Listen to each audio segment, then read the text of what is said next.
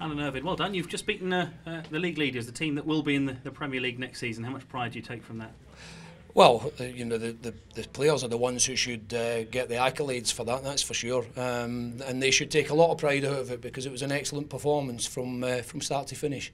Yeah, and people will say, well, Brighton are already up. They maybe weren't as on it as they have been this season, but that's not your problem, is it? You still had to do the professional job. Well, it isn't, and actually I was more worried about the team that they picked because I felt as if there were 4 changes that they made. All of those changes were players who would have been relishing a start and certainly relishing the opportunity to win the league here. So, you know, I felt as if it was a really dangerous game before I'd even seen the team sheet, and that never changed when I saw it. But you know, we went about our jobs extremely well. I felt we controlled the game for most of it, and it was just a fantastic performance throughout the team.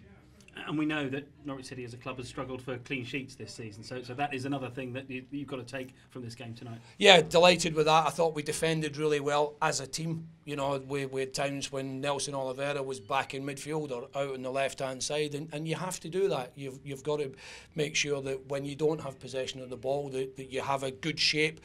And it's not the same players that have that shape, it's different players. Players filled in really well for each other. We defended crosses really well because we knew what a threat they are from them, and just overall it was a very, very good performance. We know Norwich have scored plenty of goals, particularly here this season. I think that's 50 in front of your home fans, but it's that balance between defence and attack that has perhaps not been right this season, but it was tonight, wasn't it? That was the elusive balance. It was very, very good, and you have to do both sides of the game. There's no doubt about that.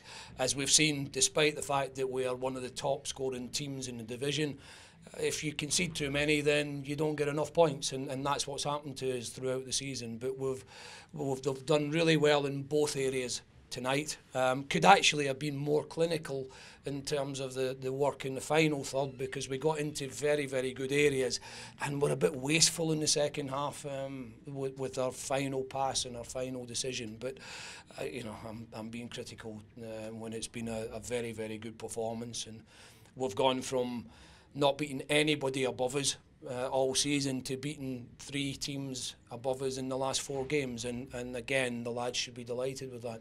And a word on Alex Pritchard. I know that the 2 goals will officially go down as own goals, but they wouldn't have happened without him, would they? No, they were 2 great strikes, and he actually deserved to score goals straight from them.